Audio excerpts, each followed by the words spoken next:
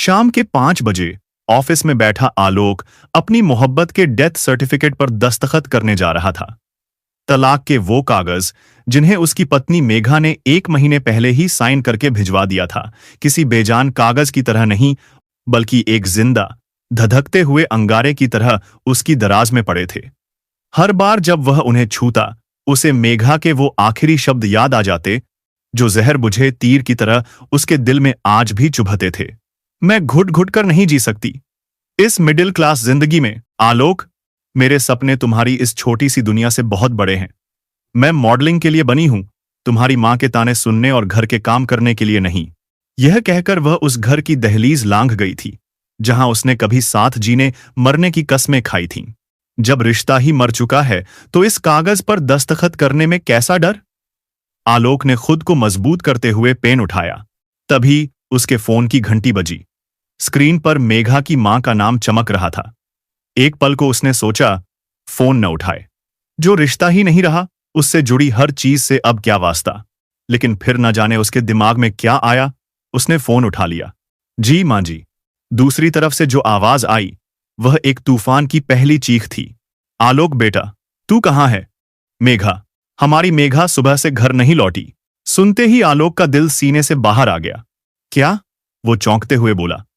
लेकिन तुरंत उसने खुद को संभाला और अपनी आवाज में जितनी हो सके बेरुखी घोलकर कहा, तो इसमें मैं क्या कर सकता हूं? वह तो अपना घर, अपना रिश्ता सब खुद ही छोड़कर गई थी। किसी दोस्त के यहां पार्टी कर रही होगी। यही आजादी तो चाहती थी वह। अब वो चाहे जहां जाए, मुझे क्या लेना देना? बेटा, भगवान के लिए ऐसा मत कह। सास की आवाज में अब सिसकियां थीं। वो सुबह किसी इंटरव्यू के लिए निकली थी। बोली थी 1 घंटे में आती हूं। शाम हो गई, उसका फोन भी बंद आ रहा है। मुझे बहुत डर लग रहा है बेटा, मेरा दिल बैठा जा रहा है। इंटरव्यू? यह शब्द सुनते ही आलोक के कान खड़े हो गए। मॉडलिंग का इंटरव्यू? कहीं ये लड़की किसी खतरे में तो नहीं पड़ गई? एक पल के लिए उसके अंदर का टूटा हुआ पति और जख्मी आशिक एक दूसरे से लड़ने लगे। एक कह रहा था, अच्छा हुआ अपने किए की सजा मिल रही है, इसी लायक थी वो। लेकिन दूसरा, जो आज भी उसके दिल के किसी कोने में छुपा बैठा था, कांप रहा था। मुझे नहीं लगता कोई चिंता करने वाली बात है, उसने रूखेपन का नकाब ओढ़ते हुए कहा। आ जाएगी, किसी दोस्त के यहां रुक गई होगी। यह कहकर उसने फोन काट दिया। लेकिन फोन काटते ही एक अजीब सी घबराहट ने उसके दिल को जकड़ लिया। माथे पर पसीने की बूंदें छलक आईं। फोन कट चुका था, लेकिन आलोक के कानों में उसकी सास की सिसकियां अभी भी गूंज रही थीं। वह अपनी कुर्सी पर किसी पत्थर की मूर्ति की तरह जम गया था। उसके सामने कंप्यूटर की स्क्रीन पर काम के नंबर चमक रहे थे, लेकिन उसकी आंखों के आगे एक चेहरा घूम रहा था, मेघा का चेहरा। वही खूबसूरत सा चेहरा जिसे वह घंटों निहार सकता था, और वही चेहरा जो अब उसकी जिंदगी का सबसे बड़ा दर्द बन चुका था। उसकी आंखों के सामने वह दिन घूम गया जब तलाक की बात पहली बार हुई थी। मेघा अपनी सबसे सुंदर ड्रेस पहनकर तैयार थी, शायद किसी ऑडिशन के लिए। तुम सच में नहीं समझोगे आलोक, उसने आईने में खुद को देखते हुए कहा था। मैं इस खूबसूरती के साथ तुम्हारी रसोई में खत्म नहीं होना चाहती। मेरे पंख हैं और मैं उड़ना चाहती हूं। और हमारा प्यार मेघा? आलोक ने पूछा था। उसकी आवाज में एक हारी हुई उम्मीद थी। प्यार पेट नहीं भरता आलोक, वह बेरुखी से मुस्कुराई थी, और न ही सपने पूरे करता है। धड़ाम! आलोक ने अपनी मुट्ठी को जोर से मेज पर मारा। पास बैठे सहकर्मी ने चौंककर उसकी तरफ देखा। आलोक को अपनी गलती का एहसास हुआ, लेकिन उसके अंदर का तूफान शांत होने का नाम नहीं ले रहा था। उसे मेरी जरूरत नहीं है, उसका दिमाग चीख रहा था। वह अपनी जिंदगी जी रही है, मुझे परवाह नहीं करनी चाहिए। उसने घबराहट में अपनी मां को फोन किया और सारी बात बताई। और क्या हुआ होगा? किसी अमीरजादे के साथ निकल गई होगी अपने मॉडलिंग के सपने पूरे करने। अच्छा हुआ, बला टली। अब चुपचाप उन तलाक के कागजों पर साइन कर और खत्म कर यह किस्सा। मां का हर शब्द किसी हथौड़े की तरह आलोक के दिल पर चोट कर रहा था। अजीब बात थी, जो बातें वह खुद अपने दिमाग में सोच रहा था, वही बातें जब उसने अपनी मां के मुंह से सुनी तो उसे चुभने लगी। एक अनकही जलन, एक दबी हुई मोहब्बत ने अचानक सिर उठाया। नहीं, मेघा ऐसी नहीं है। वह जिद्दी है, अपने सपनों के पीछे पागल है, लेकिन वह खुद को बेच नहीं सकती। आप फोन रखिए, मां, आलोक ने सपाट आवाज में कहा और कॉल काट दी। उस एक पल में उसने फैसला कर लिया। उसका दिमाग और दिल के बीच की जंग खत्म हो चुकी थी। दिल जीत गया था। चाहे मेघा उससे नफरत करती हो, चाहे वह उसे छोड़कर जा चुकी हो, लेकिन वह आज भी उसकी पत्नी थी और उसकी सुरक्षा की जिम्मेदारी दुनिया की नजर में न सही, पर उसकी अपनी नजर में आज भी उसी की थी। उसने अपना लैपटॉप बंद किया, मेज की दराज में पड़े तलाक के कागजों को वापस अंदर धकेला और अपनी गाड़ी की चाबियां उठाकर दफ्तर से बाहर निकल गया। उसे नहीं पता था कि वह कहां जा रहा है, क्या करेगा, लेकिन वह यह जानता था कि वह अब चुपचाप बैठकर इंतजार नहीं कर सकता। आलोक घर लौट आया, लेकिन घर उसे काटने को दौड़ रहा था। हर कोना, हर दीवार उसे उस लड़ाई की याद दिला रही थी जिसके बाद मेघा हमेशा के लिए चली गई थी। उसने टीवी चलाया, लेकिन खबरों का शोर उसके अंदर के तूफान को शांत नहीं कर पा रहा था। उसका दिमाग चीख चीख कर कह रहा था, यह तुम्हारी समस्या नहीं है। उसने खुद यह रास्ता चुना था। तुम क्यों परवाह कर रहे हो? उसने खुद को समझाने की 1000 कोशिशें की। वह सोफे पर बैठकर आंखें बंद करके लेट गया, लेकिन बंद आंखों के पीछे उसे मेघा का मासूम चेहरा दिखाई दिया। वह चेहरा जो उसके गुस्से और अहंकार के पीछे कहीं छिप गया था। उसे याद आया कि कैसे वह छोटे छोटे अंधेरों से भी डर जाती थी। कैसे वह जिद्दी तो थी, लेकिन साथ ही बहुत भोली भी थी। क्या कोई उसकी इसी मासूमियत का फायदा उठा सकता है? यह ख्याल एक जहरीले सांप की तरह उसके मन में रेंग गया। तभी फोन फिर बजा, वही नंबर, मेघा की मां। हाँ, बोलिए। उसकी आवाज में थकावट थी। बेटा, हम पुलिस स्टेशन आए हैं, लेकिन यहां कोई बात सुनने के लिए ही तैयार नहीं है। सांस की आवाज में एक हारी हुई निराशा थी। मैं आता हूं, कहकर आलोक ने फोन रख दिया और तुरंत निकल पड़ा। पुलिस स्टेशन का माहौल व्यस्त, उदासीन और कुछ हद तक बेपरवाह था। एक हवलदार पान चबाते हुए उनकी तरफ देख रहा था। आलोक ने कांपते हुए हाथों से मेघा की पासपोर्ट साइज फोटो इंस्पेक्टर की मेज पर रखी। सर, यह मेरी पत्नी है मेघा, कल सुबह से लापता है। इंस्पेक्टर ने फोटो को एक नजर देखा, फिर आलोक को ऊपर से नीचे तक। नाम, उम्र, पता बताओ। आलोक ने सारी जानकारी दी। सर, वह इंटरव्यू के लिए गई थी, लेकिन हमें नहीं पता कहां। इंस्पेक्टर ने एक लंबी सांस ली, जैसे वह यह कहानी दिन में 100 बार सुनता हो। उसने अपने बगल में बैठे हवलदार को देखा और एक हल्की सी मुस्कान दी। देखिए मिस्टर आलोक, इंस्पेक्टर ने कहा, आजकल की लड़कियां बहुत एडवांस हो गई हैं। हो सकता है किसी दोस्त के घर रुक गई हो, या हो सकता है, आप समझ रहे हैं ना, किसी और के साथ चली गई हो। आजकल यह बहुत कॉमन है। यह सुनते ही आलोक के शरीर में खून खौल उठा। जिस पुलिस को लोगों की सुरक्षा करनी चाहिए, वह बिना जांच के एक लड़की के चरित्र पर कीचड़ उछाल रही थी। उनका रिश्ता टूट रहा था, यह सच था। मेघा ने उसे दुख दिया था, यह भी सच था। लेकिन कोई सड़क चलता इंसान या वर्दी वाला उसकी इज्जत को इस तरह तार तार करे, यह आलोक बर्दाश्त नहीं कर पाया। यह कैसी बातें कर रहे हैं आप? मेरी पत्नी ऐसी नहीं है, आप उसे ढूंढने की कोशिश तो कीजिए। वह पुलिस स्टेशन में चीख पड़ा। कोशिश तो हम करेंगे, इंस्पेक्टर ने फाइल बंद करते हुए कहा, लेकिन 24 घंटे से पहले हम गुमशुदगी की रिपोर्ट नहीं लिख सकते। नियम है। आप लोग घर जाइए और इंतजार कीजिए। 99% केस में लड़कियां 1-2 दिन में खुद ही वापस आ जाती हैं, या फिर उनकी खबर आ जाती है। तब तक हम इंतजार करते रहेंगे और आप हाथ पर हाथ धरे बैठे रहेंगे। आलोक की आवाज में गुस्सा और बेबसी का मिला जुला भाव था। इंस्पेक्टर ने उसे घूर कर देखा। कानून हमें मत सिखाइए, जाइए यहां से और कल आइएगा। पुलिस स्टेशन से बाहर निकलते हुए आलोक को लगा जैसे किसी ने उसके सीने पर एक भारी पत्थर रख दिया हो। जिस कानून पर उसे भरोसा था, वह नियमों की किताबों में कैद था। उसकी पत्नी की जिंदगी से ज्यादा जरूरी एक 24 घंटे का नियम था। घर लौटते हुए रास्ते में मेघा की मां बिलख बिलख कर रोने लगी। मेरी बच्ची कहां होगी, किस हाल में होगी? आलोक बेटा, कुछ करो। आलोक उन्हें क्या जवाब देता? वह तो खुद टूट चुका था। अब लड़ाई मेघा को वापस पाने की नहीं रही। लड़ाई अब उसके सम्मान की हो गई थी। एक ऐसी औरत का सम्मान जिसका नाम आज भी कानूनी तौर पर उसके नाम के साथ जुड़ा था। उसकी नफरत, उसका गुस्सा, उसका अहंकार, सब कुछ पुलिस वाले की उस एक घटिया बात के नीचे दब गया। उसे एहसास हुआ कि इस दुनिया में अगर मेघा किसी मुसीबत में है, तो पुलिस या समाज उसकी मदद नहीं करेगा। सिर्फ एक ही इंसान है जो उसे ढूंढेगा, क्योंकि नफरत के बावजूद उसके दिल के किसी कोने में आज भी यह सच जिंदा था कि मेघा उसकी जिम्मेदारी है। वह सीधे अपने ससुराल पहुंचा। मुझे मेघा का कमरा देखना है, उसने दरवाजे पर खड़े ससुर से कहा। उसकी आवाज में एक अजीब सी दृढ़ता थी। पुलिस कुछ नहीं करेगी, सुराग हमें ही ढूंढना होगा। मेघा का कोई लैपटॉप या डायरी है जिसमें वह कुछ लिखती हो? आलोक ने सीधी बात की। हाँ, वह पुरानी मेज की दराज में उसका एक लैपटॉप पड़ा है, सासू माँ ने कहा। आलोक ने कांपते हाथों से लैपटॉप खोला। पासवर्ड। उसने मेघा की जन्मतिथि डाली, गलत। अपना नाम डाला, गलत। फिर उसे याद आया, वे दोनों अपनी पहली मुलाकात की तारीख को अपना सीक्रेट कोड कहते थे। उसने वह तारीख डाली और लैपटॉप खुल गया।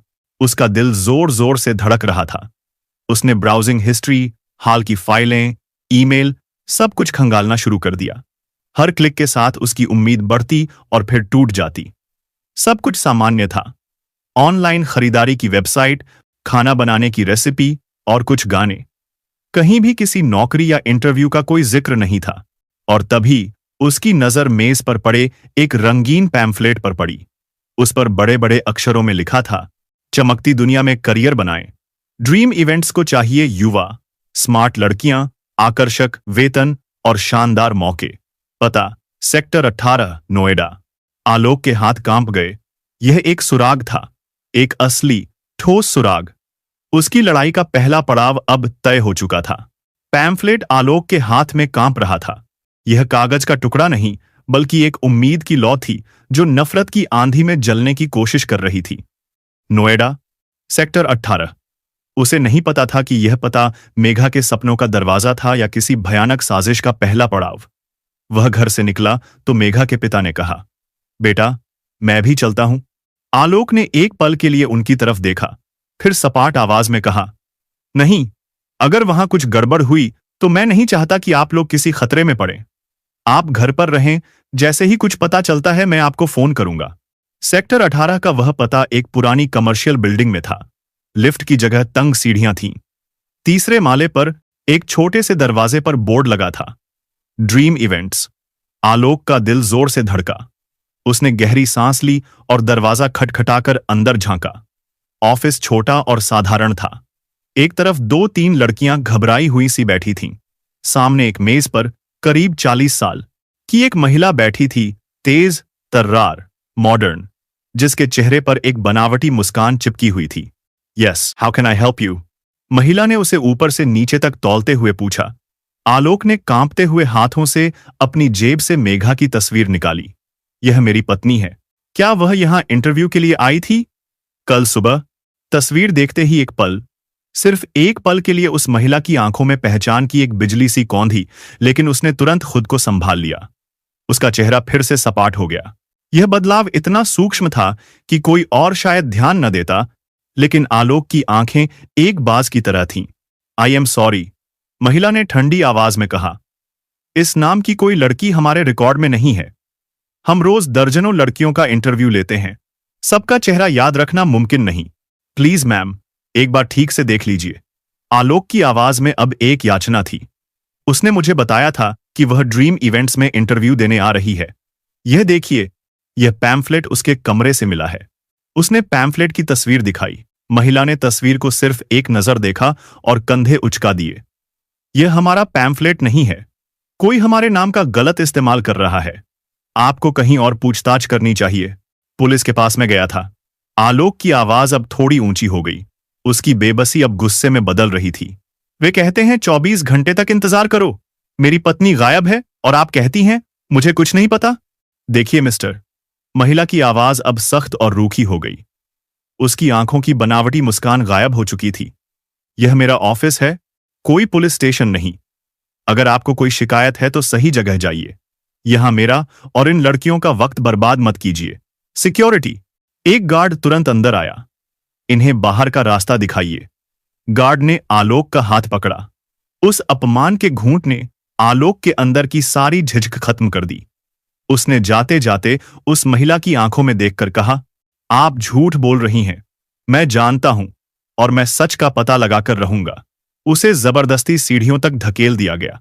वह वहीं सीढ़ियों पर बैठ गया, हारा हुआ, अपमानित, लेकिन टूटा हुआ नहीं। वह जानता था कि अंदर बैठी वह औरत शातिर है। सीधे तरीके से वह कभी सच नहीं उगलेगी। आलोक को एहसास हुआ कि वह अकेला इस लड़ाई को नहीं लड़ सकता। उसे किसी ऐसे की जरूरत थी जो इस अंधेरी दुनिया के रास्तों को जानता हो। वह बिल्डिंग से बाहर निकला और सामने वाली चाय की दुकान पर बैठ गया। उसका दिमाग तेजी से चल रहा था। उसे अपने एक पुराने कॉलेज के दोस्त विक्रम की याद आई। विक्रम, जो अब एक खोजी पत्रकार बन चुका था। वह हमेशा कहता था, जिस सच को पुलिस की वर्दी नहीं ढूंढ पाती, उसे एक पत्रकार की हिम्मत ढूंढ निकालती है। आलोक ने झिझकते हुए विक्रम को फोन मिलाया। सालों हो गए थे बात किए। विक्रम, मैं आलोक बोल रहा हूं। आलोक, अरे वाह, आज कैसे याद किया भाई? मुझे तो लगा था तू मुझे भूल ही गया। विक्रम की आवाज में वही पुरानी बेफिक्री थी। बहुत मुसीबत में हूं यार, तेरी जरूरत है। आलोक की आवाज में इतनी पीड़ा थी कि विक्रम की हंसी एक पल में गायब हो गई। क्या हुआ? सब ठीक तो है? आलोक ने उसे संक्षेप में सब कुछ बता दिया। मेघा का जाना, तलाक, उसका गायब होना और आज ऑफिस में हुआ वाकया। Noida, sector 18, dream events. Vikram ने नाम दोहराया। बस थोड़ी देर आलोक, मैं पहुंचता हूं, और हां, वहीं रहना, वहां से हिलना मत। फोन कट गया। वह थोड़ी देर भी आलोक के लिए एक सदी जैसी थी। उस खामोशी में, उस अकेलेपन में, उसका दिमाग उसे उन दिनों में खींचकर ले गया जब मेघा सिर्फ एक नाम नहीं बल्कि उसकी पूरी कायनात हुआ करती थी। उसे याद आया कॉलेज का वो फेस्ट जहां उसने पहली बार मेघा को देखा था। वह मंच पर थी, पूरे आत्मविश्वास के साथ बोल रही थी। उसकी आंखों में एक चमक थी, एक आग थी कुछ कर गुजरने की। आलोक पहली ही नजर में अपना दिल हार बैठा था। उनकी मुलाकातें बढ़ीं। एक दिन कॉफी शॉप में बैठे हुए मेघा ने अपना हाथ उसके हाथ पर रखकर कहा था, आलोक, मैं तुमसे शादी तो करना चाहती हूं, पर एक वादा करो। मैं एक आम लड़की की तरह घर में कैद होकर नहीं रहना चाहती। मेरे बहुत सपने हैं। मैं अपना नाम बनाना चाहती हूं, अपनी पहचान बनाना चाहती हूं। क्या तुम मेरा साथ दोगे? आलोक ने उसका हाथ और कसकर पकड़ लिया था। मैं सिर्फ तुम्हारा साथ नहीं दूंगा मेघा, वह मुस्कुराया था। मैं तुम्हारी ताकत बनूंगा। तुम जो करना चाहोगी करोगी, बिजनेस, नौकरी, कुछ भी। मैं हमेशा तुम्हारे पीछे खड़ा रहूंगा। शादी के शुरुआती साल किसी खूबसूरत सपने जैसे थे। आलोक उसकी हर छोटी बड़ी ख्वाहिश पूरी करता। वह उसे नए नए कोर्स करने के लिए प्रोत्साहित करता, उसे आगे बढ़ने के लिए प्रेरित करता। लेकिन फिर न जाने कब उनके सपनों के बीच मॉडलिंग नाम का एक तूफान आ गया। मेघा के सिर पर रैंप पर चलने, कैमरों की चकाचौंध में रहने का जुनून सवार हो गया। आलोक ने उसे समझाने की बहुत कोशिश की। मेघा, यह दुनिया वैसी नहीं है जैसी दिखती है। औरत को अपनी सुरक्षा के बारे में भी सोचना चाहिए। तो तुम चाहते हो कि मैं डरकर घर बैठ जाऊं? मेघा की आवाज में पहली बार कड़वाहट आई थी। तुम भी बाकी मर्दों की तरह हो आलोक। चाहते हो कि पत्नी तुम्हारे पीछे चले, तुमसे आगे नहीं। बस यहीं से उनके रिश्ते में दरार पड़नी शुरू हो गई। आलोक का प्यार उसे चिंता लगता था और उसकी चिंता उसे शक। दूरियां इतनी बढ़ीं कि एक दिन मेघा ने उसकी सादी सी दुनिया को घुटन का नाम दिया और तलाक के कागजों के साथ हमेशा के लिए चली गई। पास से आती कुछ आवाजों ने आलोक को वापस सीढ़ियों की उस सर्द हकीकत में लापटका। उसकी आंखें नम थीं। कहां गलती हुई मुझसे? उसने खुद से पूछा। क्या प्यार करना और किसी की फिक्र करना गुनाह है? थोड़ी देर में विक्रम वहां पहुंच गया। विक्रम का चेहरा किसी शतरंज के खिलाड़ी की तरह गंभीर था। देख आलोक, इन लोगों की सच्चाई जाननी है तो हमें दिमाग से काम लेना होगा। कहते हुए उसने अपनी जैकेट की जेब से एक छोटी सी बटन जैसी दिखने वाली चीज निकाली। यह एक स्पाई कैमरा है।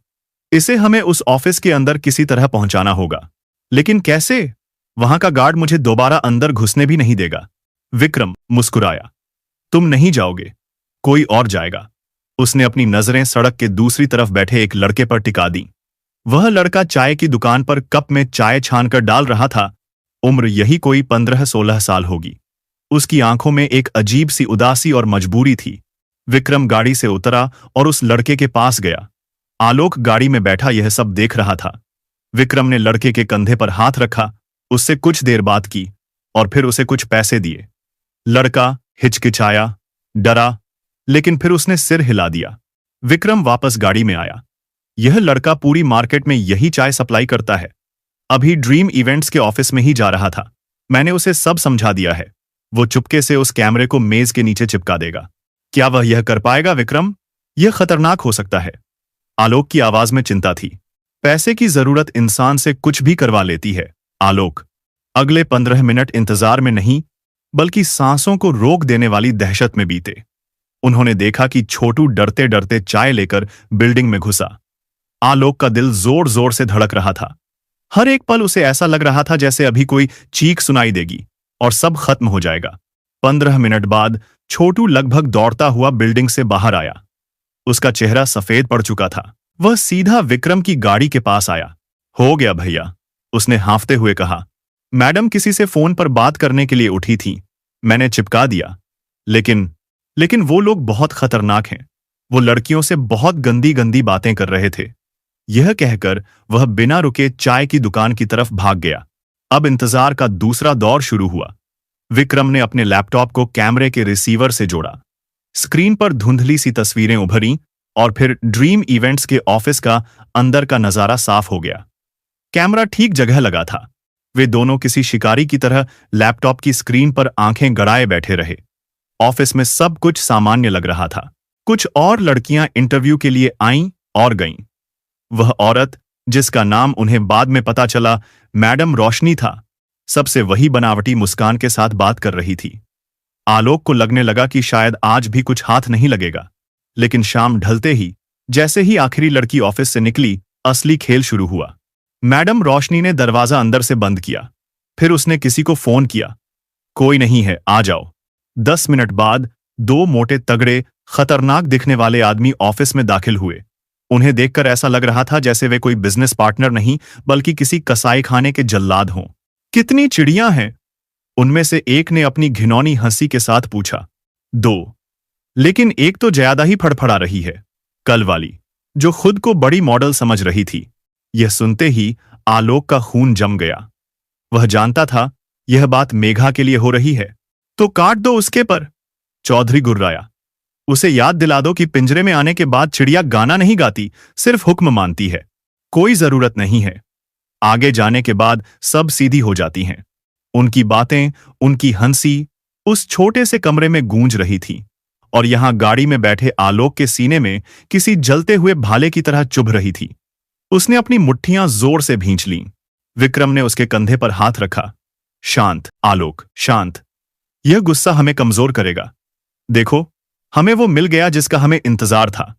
यह रिकॉर्डिंग, यह इन गिद्धों को उनके अंजाम तक पहुंचाएगी। बस अब यह जानना है कि ये उन्हें कहां ले जाते हैं।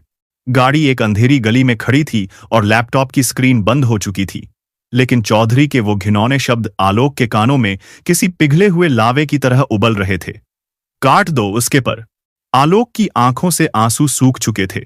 उनकी जगह अब एक ठंडे, खतरनाक सन्नाटे ने ले ली थी। उसका शरीर कांप रहा था। मैं उस ऑफिस में वापस जाऊंगा, आलोक ने एक सपाट, जानलेवा आवाज में कहा। विक्रम ने तुरंत गाड़ी स्टार्ट कर दी और उसे उस गली से बाहर निकाल लाया। पागल हो गए हो आलोक? यह गुस्सा तुम्हें मरवा देगा और मेघा को भी हम हमेशा के लिए खो देंगे। मैंने तुम्हें पहले ही कहा था, यह लड़ाई ताकत से नहीं, दिमाग से लड़ी जाएगी। तो क्या करूं मैं विक्रम? आलोक चीख पड़ा और सालों बाद उसकी आवाज में एक बेबसी का सैलाब फूट पड़ा। क्या मैं यहां बैठकर इंतजार करूं कि वो लोग मेरी मेघा के साथ क्या सुलूक कर रहे हैं? अरे, वो सिर्फ उड़ना चाहती थी और मैं ही था जो उसे कहता रहा कि आसमान में खतरे बहुत हैं। शायद अगर मैंने उसे समझने की कोशिश की होती तो आज वह इस पिंजरे में न होती। यह पहली बार था जब आलोक ने अपनी नफरत के नीचे दबी हुई अपनी गलती को महसूस किया था। यह अपराध बोध उसके गुस्से से कहीं ज्यादा तकलीफदेह था। विक्रम ने गाड़ी एक सुनसान जगह पर रोकी।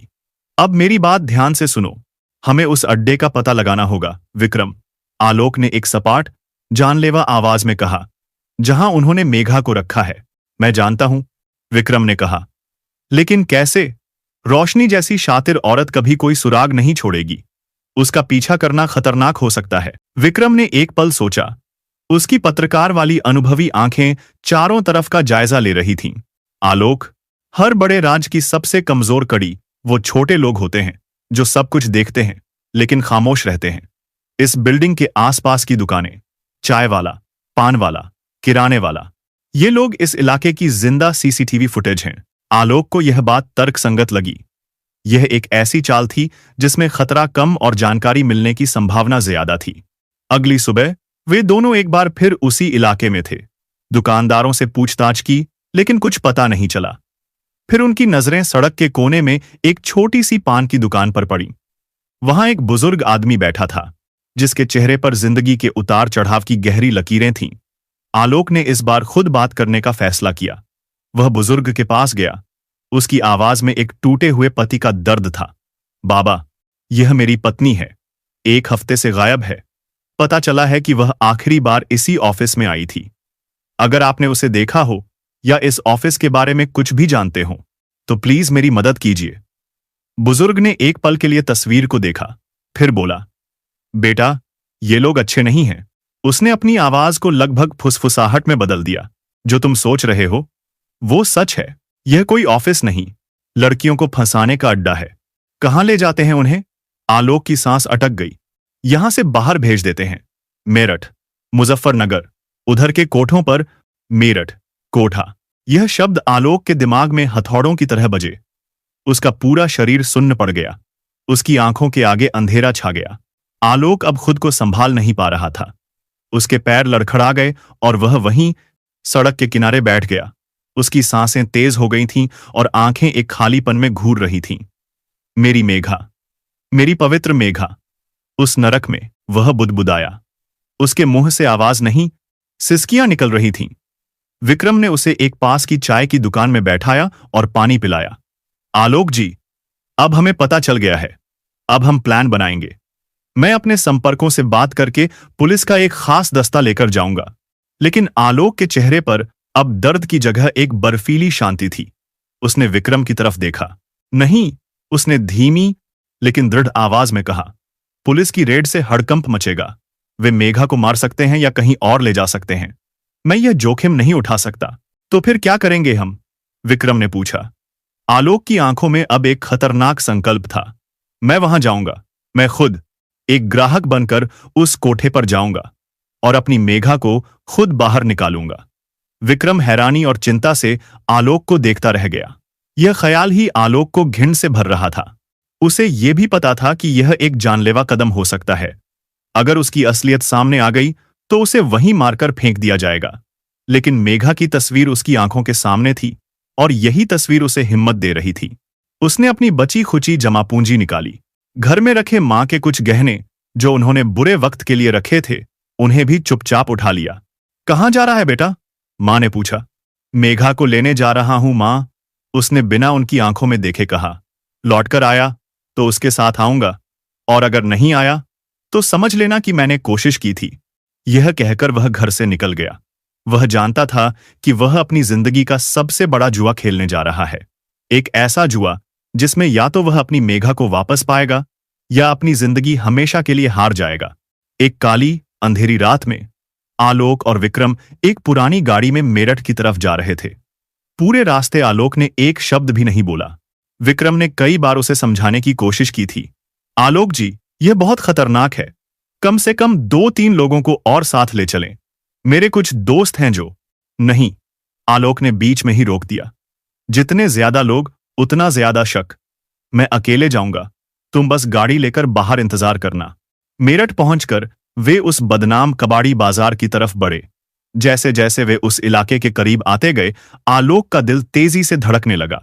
यह जगह किसी नरक के पहले दरवाजे जैसी थी। तंग, गंदी गलियां, टूटी हुई सड़कें और हवा में शराब, सिगरेट और सस्ते इत्र की एक घुटन भरी गंध। हर कोने पर दलाल खड़े थे, जिनकी गिद्ध जैसी निगाहें हर आने जाने वाले को तौल रही थीं। विक्रम ने गाड़ी गली के बाहर रोक दी। आलोक बोल, या तो मैं उसे लेकर लौटूंगा या फिर कभी नहीं लौटूंगा। यह कहकर वह गाड़ी से उतर गया। विक्रम ने उसकी पीठ पर हाथ रखा। सब ठीक होगा। आलोक ने अपने चेहरे पर एक बेपरवाह अय्याश आदमी का नकाब ओढ़ लिया। उसकी चाल में झूठी दबंगई थी, लेकिन अंदर उसका दिल एक भयानक तूफान से गुजर रहा था। एक दलाल तुरंत उसके पास आया। क्या चाहिए सेठ जी? पहली बार लग रहे हो इधर? आलोक ने अपनी आवाज को जितना हो सके भारी और रूखा बनाते हुए कहा, हाँ, कुछ नया माल। यह शब्द माल उसके अपने कानों में जहर की तरह लग रहे थे।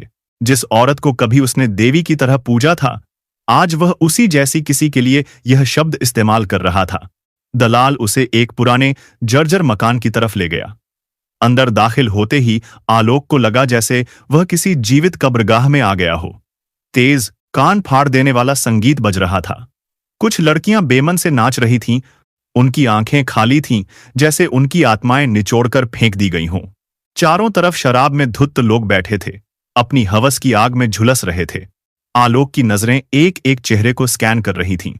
उसका दिल इतनी तेजी से धड़क रहा था कि उसे लगा वह छाती फाड़कर बाहर आ जाएगा। मेघा, कहाँ हो तुम? तभी एक मोटी, अधेड़ उम्र की औरत, जिसे सब मासी कहते थे, उसके पास आई। उसकी आंखों में क्रूरता और लालच साफ दिख रहा था। नया ग्राहक लगता है? उसने कर्कश आवाज में पूछा। बैठो, जन्नत की सैर कराती हूं तुम्हें। आलोक का खून खौल उठा, लेकिन वह चुप रहा। मासी ने ताली बजाई और 3-4 लड़कियों को उसके सामने लाकर खड़ा कर दिया। उनकी उम्र 18 से 25 साल के बीच होगी, लेकिन उनकी आंखें एकदम खाली थीं। कोई भाव नहीं, कोई उम्मीद नहीं। वे जिंदा लाशें थीं। आलोक का दिल यह देखकर फट पड़ा, लेकिन उनमें मेघा नहीं थी। बस यही है? आलोक ने अपनी नफरत और दर्द को दबाते हुए कहा। मैंने कहा था ना, कुछ नया चाहिए। मासी ने उसे घूर कर देखा, फिर वह जोर से हंसी। समझ गई? रुक, अभी दिखाती हूं। उसने एक लड़के को इशारा किया। लड़का अंदर के एक कमरे की तरफ गया। आलोक की धड़कनें और तेज हो गईं। हर एक पल उसे एक सदी जैसा लग रहा था। उसे एक अजीब सा डर लग रहा था, मेघा को देखने का भी और उसे न देख पाने का भी। कुछ पलों बाद वह लड़का एक लड़की को लगभग घसीटते हुए बाहर लाया। लड़की लड़खड़ाते हुए चल रही थी, जैसे उसे नशा दिया गया हो। और उस लड़की को देखकर आलोक की दुनिया, उसका दिल, उसकी सांसें, सब कुछ एक पल के लिए रुक गया। वह मेघा थी, उसकी मेघा। उसका चेहरा पीला पड़ चुका था, आंखें अंदर की ओर धंस गई थीं, जैसे महीनों से सोई न हो।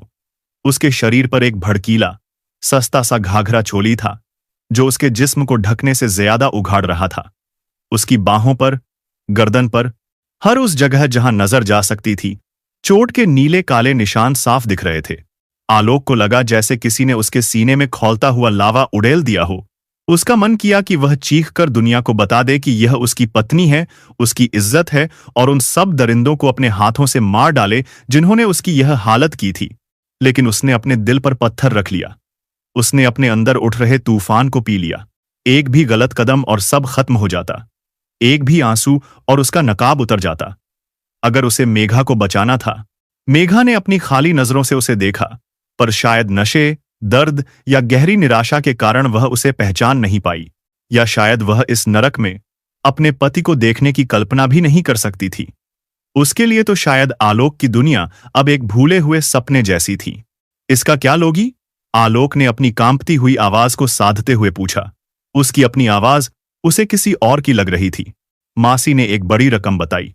आलोक ने एक पल के लिए भी मोलभाव नहीं किया। उसने अपनी जेब से पैसे निकालकर मेज पर रख दिए। मासी की आंखों में लालच की चमक आ गई। वाह लाला, बड़ा दिलदार है तू तो। जा, ले जा, रात भर के लिए यह तेरी हुई। और फिर उसने मेघा को धक्का देते हुए कहा, जा, बाबू के साथ जा, और देख, बाबू को कोई शिकायत नहीं होनी चाहिए। मेघा किसी मशीन की तरह बिना कोई भाव दिए उठी और एक छोटे, घुटन भरे कमरे की तरफ चल दी। आलोक किसी लाश की तरह उसके पीछे पीछे चल दिया। जैसे ही वे कमरे के अंदर पहुंचे और दरवाजा बंद हुआ, आलोक ने और बर्दाश्त नहीं किया। उसने लड़खड़ाते हुए कदमों से मेघा को थाम लिया। मेघा। उसकी आवाज एक सिसकी में बदल गई, जो महीनों से उसके सीने में दबी हुई थी। यह आवाज, यह जानी पहचानी आवाज सुनते ही मेघा जैसे किसी गहरी नींद से जागी। उसने अपनी खाली आंखों से आलोक के चेहरे को देखा। पहले उसकी आंखों में अविश्वास आया, फिर पहचान की एक हल्की सी चमक, और फिर शर्म, पीड़ा और अपमान का एक ऐसा सैलाब उमड़ा जिसे वह रोक नहीं पाई। वह कुछ बोल नहीं पाई। उसके होंठ कांपे, लेकिन कोई शब्द नहीं निकला। वह बस जमीन पर गिर गई और एक जानवर की तरह बिलख बिलख कर अपनी पूरी ताकत से रोने लगी। उसकी चीखों में महीनों का दर्द, हर रात का अपमान और टूटे हुए सपनों का शोर था। आलोक भी उसके साथ जमीन पर बैठ गया और उसे अपनी बाहों में भर लिया। बस मेघा, बस, मैं आ गया हूं, मैं तुम्हें यहां से ले जाने आया हूं। उसने मेघा के मुंह पर हाथ रखते हुए कहा, चुप हो जाओ, प्लीज चुप हो जाओ, हमें यहां से निकलना है, कोई सुन लेगा। निकलना है? कैसे? मेघा ने अपनी टूटी हुई खौफजदा आवाज में पूछा। उसकी आंखों में अब उम्मीद नहीं, बल्कि एक गहरा डर था। ये लोग जानवर हैं आलोक, ये तुम्हें मार डालेंगे। तुम यहां से चले जाओ, प्लीज चले जाओ, मैं तुम्हें छोड़कर कहीं नहीं जाऊंगा, आलोक ने उसकी आंखों में देखते हुए कहा। उसकी आवाज में एक ऐसी जिद थी जिसने मेघा को भी चौंका दिया। मैंने एक प्लान बनाया है, तुम्हें बस मेरा साथ देना होगा। कमरे के कोने में एक छोटी सी खिड़की थी, जो शायद पीछे की किसी गंदी, सुनसान गली में खुलती थी। यह खिड़की, यही हमारा रास्ता है? आलोक ने फुसफुसाते हुए कहा। ठीक उसी वक्त, जैसा कि विक्रम और आलोक ने प्लान किया था, बाहर पीछे की गली में जोर जोर से पटाखों की आवाज आने लगी। एक के बाद एक कई रॉकेट और अनार फटने की धमाकेदार आवाजों से पूरा इलाका गूंज उठा। आलोक जानता था कि उसके पास सिर्फ चंद मिनट हैं। उसने कमरे की पुरानी, भारी मेज को अपनी पूरी ताकत से घसीटकर खिड़की के नीचे लगाया। फिर उसने अपने जूतों में छुपाई हुई एक छोटी सी लोहे की छड़ निकाली। यह छड़ वह खास तौर पर इसी काम के लिए लाया था। बाहर विक्रम ने एक और बड़ा रॉकेट छोड़ा, धड़ाम। इस धमाके की आवाज में आलोक ने छड़ से खिड़की की सड़ी हुई लकड़ी की जाली पर जोर से वार किया। खड़ाक, लकड़ी चरमराकर टूट गई। लेकिन पटाखों की आवाज इतनी तेज थी कि किसी को कुछ सुनाई नहीं दिया। दिवाली के दिनों में तो ऐसे धमाके लगे ही रहते थे। अब रास्ता साफ था। मेघा, तुम्हें पहले नीचे उतरना होगा, उसने कहा। डरो मत, मैं तुम्हें पकड़ लूंगा। खिड़की ज्यादा ऊंची नहीं थी, लगभग पहली मंजिल जितनी। लेकिन मेघा का शरीर और हिम्मत दोनों जवाब दे चुके थे। वह डर से कांप रही थी। मेघा ने अपनी बची खुची हिम्मत जुटाई। आलोक ने पहले उसे खिड़की से नीचे उतरने में मदद की। जैसे ही मेघा के पैर नीचे गंदी गली में पड़े, आलोक भी फुर्ती से कूद गया। गली में अंधेरा और बदबू थी। वे दोनों एक दूसरे का हाथ पकड़कर भागे। कुछ ही दूरी पर, गली के नुक्कड़ पर एक पुरानी कार स्टार्ट खड़ी थी। विक्रम दरवाजा खोले उनका ही इंतजार कर रहा था। वे दोनों तेजी से गाड़ी में बैठे। चल, जल्दी चल, आलोक चीखा। इससे पहले कि किसी को कुछ पता चले, गाड़ी के पहिए घूमे और वह अंधेरे को चीरती हुई उस नरक से दूर निकल गई। उस रात वे किसी गेस्ट हाउस में रुके। विक्रम अलग कमरे में था। कमरे की चार दीवारी के भीतर सिर्फ दो लोग थे। एक वो जिसके जिस्म पर अनगिनत जख्म थे, और दूसरा वो जिसकी रूह पर उतने ही गहरे घाव थे। आलोक ने बहुत सावधानी से मेघा को बिस्तर पर लिटाया। उसने पहली बार रोशनी में उसे ठीक से देखा। उसके गालों पर उंगलियों के बैंगनी निशान थे। होंठ फटे और सूजे हुए थे। कलाई पर रस्सियों के गहरे जख्म थे।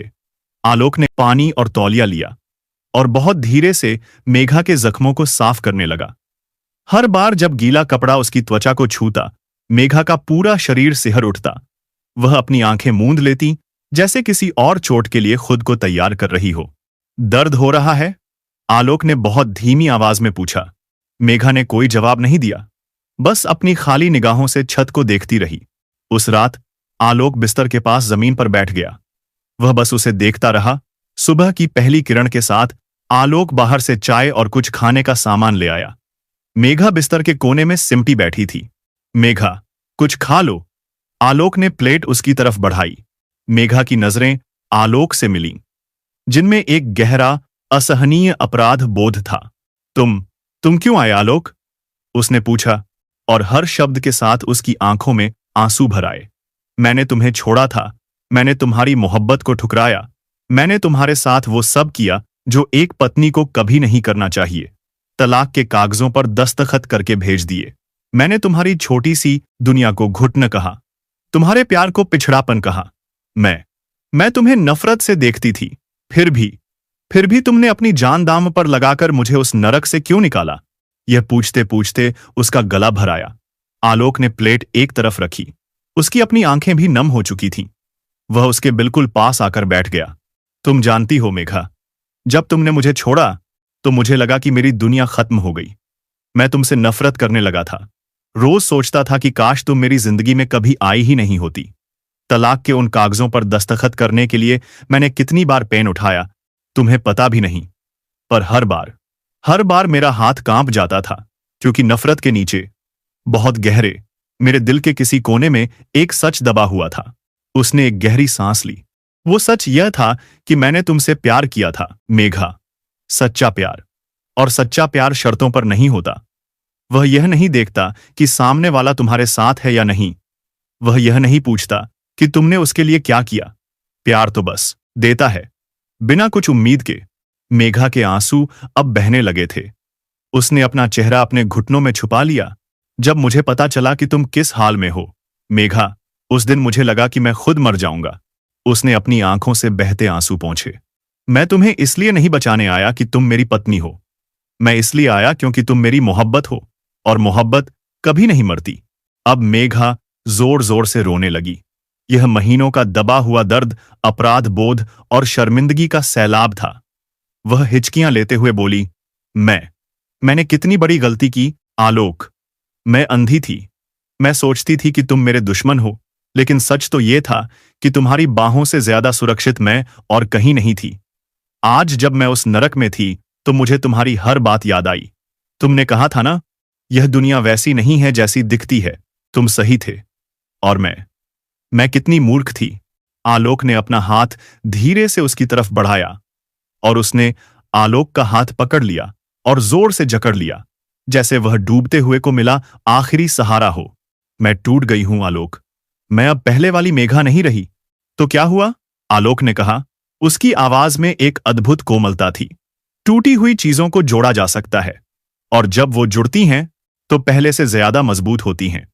इसके बाद मैं तुम्हें कभी टूटने नहीं दूंगा। अब तुम मेरी बाजुओं के घेरे में हमेशा सुरक्षित रहोगी। मैं वादा करता हूं, अगर तुम चाहे तो। मेघा फफक कर रो पड़ी। लेकिन अब मैं तुम्हारे लायक नहीं रही। आलोक ने उसके होठों पर हाथ रख दिया। अब कुछ मत कहो। मेरे लिए तुम अभी मेरी वही मेघा हो, प्यारी सी चुलबुली सी मेघा, जिससे मैंने प्यार किया था। थोड़ी देर बाद विक्रम अंदर आया और उन दोनों से बात करने लगा। मेघा ने ऐसे खुलासे किए जिन्हें सुनकर विक्रम और आलोक का दिल दहल गया।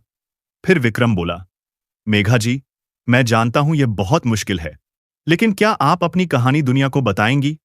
मैं वादा करता हूं, आपका चेहरा धुंधला रहेगा, आपकी आवाज बदल दी जाएगी, कोई आपको पहचान नहीं पाएगा, लेकिन आपकी कहानी, वो उन हजारों लड़कियों को बचा सकती है जो आज भी इस जाल में फंस सकती हैं। मेघा ने आलोक की तरफ देखा। आलोक ने उसका हाथ थामते हुए कहा, यह फैसला तुम्हारा है मेघा। मैं तुम्हारे साथ हूं। मेघा ने हिम्मत बटोरी। उसने हां में सिर हिलाया। एक बंद कमरे में कैमरे के सामने सिर्फ एक धुंधली परछाई थी, और उस परछाई के पीछे से एक बदली हुई लेकिन दर्द से भरी आवाज आ रही थी। मेघा ने अपने साथ हुए हर जुल्म को, हर अपमान को, हर पीड़ा को बयान कर दिया। उसकी आवाज में इतना सच था कि सुनने वाले का दिल कांप जाए। अगले कुछ दिनों में विक्रम ने अपनी पत्रकारिता की पूरी ताकत झोंक दी। उस खुफिया कैमरे से रिकॉर्ड हुई वीडियो को भी उसने बड़ी सावधानी से एडिट किया। रोशनी और चौधरी की वो घिनौनी बातचीत, वो शातिर योजनाएं, सब कुछ साफ साफ सुनाई दे रहा था। विक्रम ने उस वीडियो को सोशल मीडिया पर अपलोड कर दिया। शीर्षक था, नरक से लौटी लड़की की दर्दनाक दास्तान। क्या हमारी बेटियां अब भी सुरक्षित नहीं? कुछ घंटे गुजरे, फिर तूफान आ गया। एक ने वीडियो देखा, फिर 10 ने, फिर सैकड़ों ने, फिर हजारों ने। 24 घंटों के अंदर वह वीडियो लाखों लोगों तक पहुंच गया। Hashtag justice for women Twitter पर ट्रेंड करने लगा। लोगों में आक्रोश की लहर दौड़ गई। बड़े बड़े न्यूज चैनलों ने इस मुद्दे को उठाया। मामला इतना बड़ा हो गया कि मुख्यमंत्री को एक्शन लेना ही पड़ा। अगले 48 घंटों के भीतर पुलिस ने नोएडा और मेरठ दोनों जगहों पर एक साथ भारी छापे मारे। रोशनी, चौधरी और उनके पूरे गिरोह को गिरफ्तार कर लिया गया। 15 और लड़कियों को उस नरक से आजाद कराया गया। यह सिर्फ गिरफ्तारी नहीं थी, यह एक पूरे सिस्टम की हार थी और सच्चाई की जीत थी। जिस दिन यह खबर टीवी पर आई, आलोक, मेघा और विक्रम एक साथ बैठे उसे देख रहे थे। हथकड़ियों में जकड़ी रोशनी को स्क्रीन पर देखकर मेघा के आंसू बह निकले। लेकिन आज ये बेबसी के आंसू नहीं थे, ये न्याय के, राहत के और एक नई शुरुआत के आंसू थे। वहीं आलोक मेघा को उसके मायके ले गया। मेघा के माता पिता दरवाजे पर ही खड़े थे। उन्होंने अपनी बेटी को देखते ही उसे गले से लगा लिया। माँ, बाप और बेटी तीनों एक दूसरे से लिपटकर फूट फूट कर रो पड़े। मेरी बच्ची, तू वापस आ गई, माँ रो रही थी। आलोक किनारे खड़ा यह सब देख रहा था। उसकी आंखें भी नम थीं। तभी एक गाड़ी और आकर रुकी। उसमें से आलोक की माँ सुमित्रा देवी उतरी। आलोक हैरान रह गया। उसने कभी सोचा नहीं था कि माँ यहां आएंगी। सुमित्रा देवी लगभग दौड़ती हुई मेघा के पास आईं और उसे कसकर गले से लगा लिया। मेघा का शरीर एक पल के लिए कांप कर रह गया। यह वही सांस थीं जिन्हें वह अपनी दुश्मन समझती थी, जिन्हें अपनी घुटन भरी जिंदगी का कारण मानकर वह अपना ससुराल, अपना परिवार, सब कुछ छोड़कर चली गई थी। उसकी सांस उसे ऐसे सीने से लगा रही थी जैसे कोई माँ अपनी खोई हुई बच्ची को लगाती है। जब मुझे पता चला कि तुझे क्या क्या झेलना पड़ा, मेरा दिल टूट गया। ऐसे दुख तो किसी दुश्मन को भी न देखने पड़े। तू बहुत बहादुर है मेघा। मेघा ने तुरंत सुमित्रा देवी के पैर पकड़ लिए। मां। उसके मुंह से सिर्फ एक शब्द निकला, लेकिन उसमें हजारों माफियां थीं। गलती मेरी थी। मैं अंधी थी। मैं नासमझ थी। मैंने सोने को पत्थर समझकर फेंक दिया। सुमित्रा देवी ने उसे उठाकर फिर से गले लगाया। अब बस। अब कोई पीछे मुड़कर नहीं देखेगा। अंत भला तो सब भला। अगली सुबह आलोक चुपचाप दराज से वही तलाक के कागज निकाल लाया और उन्हें मेघा के हाथ में थमा दिया। दोनों ने एक दूसरे की आंखों में देखा। अब शब्दों की कोई जरूरत नहीं थी। बिना एक पल सोचे उन्होंने मिलकर उन कागजों को टुकड़े टुकड़े कर दिया। वो सिर्फ कागज के टुकड़े नहीं थे, वो उस दर्दनाक अतीत की राख थी जिसे वे हवा में उड़ाकर हमेशा के लिए आजाद हो रहे थे। जिंदगी के उस तूफान ने उन्हें सिखा दिया था कि मोहब्बत चमकते स्टेज पर नहीं, बल्कि अंधेरी सुरंग में भी एक दूसरे का हाथ थामकर चलने का नाम है। तो दोस्तों, आलोक ने जो कदम उठाया, क्या वो सही था? कमेंट करके जरूर बताएं।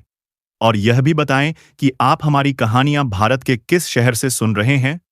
कहानी पसंद आई हो तो वीडियो को लाइक और शेयर जरूर करें। धन्यवाद।